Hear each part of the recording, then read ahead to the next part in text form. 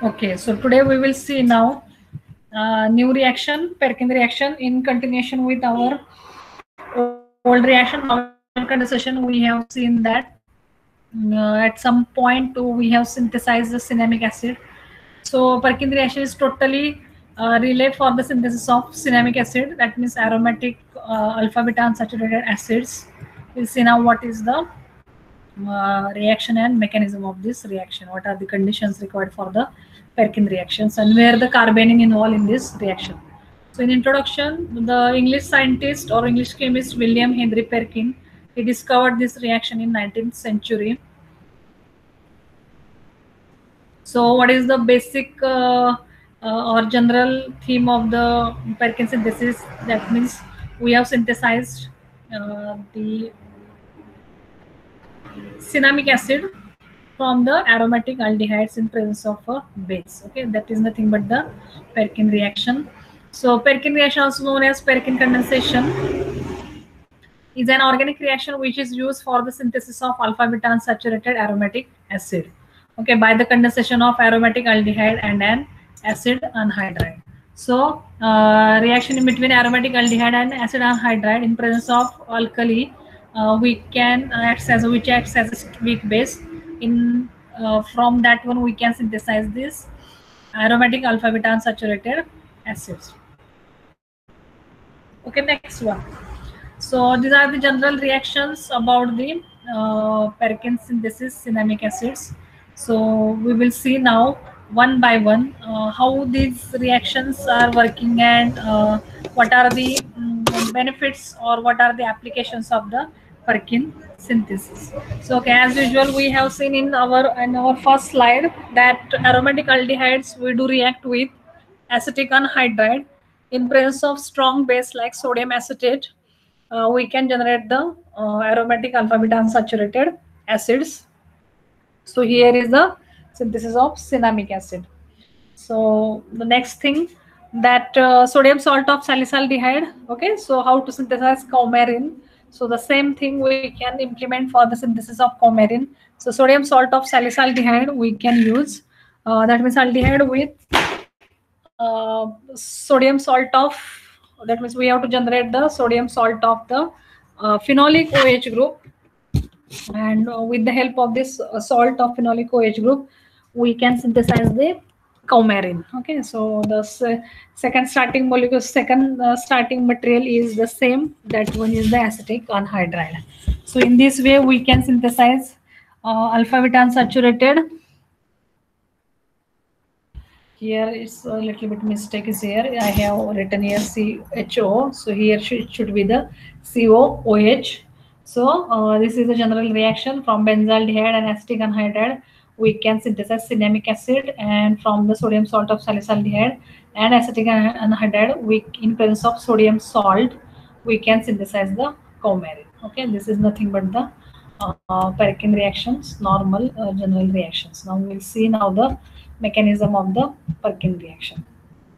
So strong base and acetic anhydride. So acetic anhydride having acidic hydrogen atoms. Okay, at terminal hydrogen atoms. These are acidic hydrogen atoms.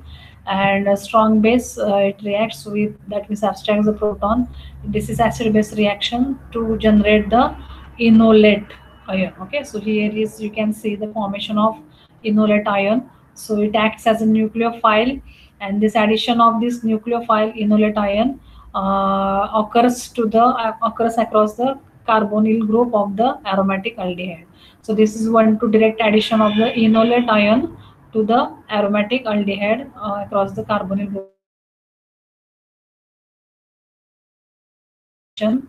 And aldol product we got here, intermediate of the aldol product we got beta hydroxy ester we got here. So alpha beta, here we didn't protonate this one, but beta alkoxy ester we got as a aldol product here. Okay, so once you got the aldol product, see, pay attention, in all this named reaction, mostly we have to treat the acidic moiety with the basic catalyst. Okay, so first steps of all, most of these reactions involve the same thing, formation of enolate from the acid base reaction, and we have to use that in generated enolate as a nucleophile for the further reaction. So here once we generate the beta alkoxy ester, that beta alkoxy ester undergo intermolecular acyl transfer reaction. Okay, so acyl transfer attack of this nucleophile alkoxy group on the carbonyl carbon, it generates the O minus. Again second molecule of acetic anhydride, that one is getting react. Okay, so opening of this chain, it synthesizing or generating this type of intermediate. Again second molecule of this uh, anhydride, that one is reacting with this first intermediate.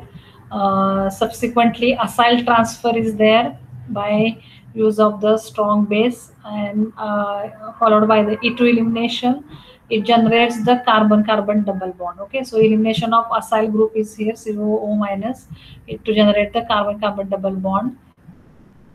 Again treatment of this acetate ion and elimination of acyl group. Okay, acyl A minus is twice O, it generates acid workup, we can get the alpha beta unsaturated carboxylic group. So in this way we can get this aromatic alpha beta unsaturated carboxylic group. So the different stages involves the starting generation of enolate ion or generation of carbanion is similar to in all named reactions. So take benefit of that one, and the remaining things a little bit different in different reaction. So you can go through that one and make one. So applications. So notable application for the Perkin reaction is in the laboratory synthesis of the phytoestrogenic stilbene resveratrol. So we'll see now some more applications about this one. Coumarin synthesis we have seen, we have to use the sodium salt of the salicylic we have used in we have seen in our first slide. So in 1868, Perkin reported synthesis of coumarin by reaction of sodium salt of salicylic with acetic anhydride. So coumarin acts as an anti-inflammatory agent, antioxidant, anti-allergic, antiviral as well as anti-carcinogenic. Okay, so treatment of salicylic with acetic anhydride in presence of sodium acetate at 165 degrees centigrade. With all those mechanical steps, we can come to this synthesis of orthohydroxycinamic acid, and orthohydroxycinamic acid eventually gives the coumarin. Okay, so this is a useful um, compound for the different alignments. Okay, next one, warfarin synthesis. So warfarin, here is the molecule of warfarin, and this one carbonyl group and carbon carbon double bond we have generated over here, and we have to attach this thing. And so for the how the coumarin we can use for the next one.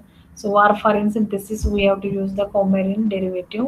So warfarin is anticoagulating agent, clot formation inhibition. Okay, so the it resists the clot formation in areas of slowly running blood such as veins and the pool in the blood behind the artificial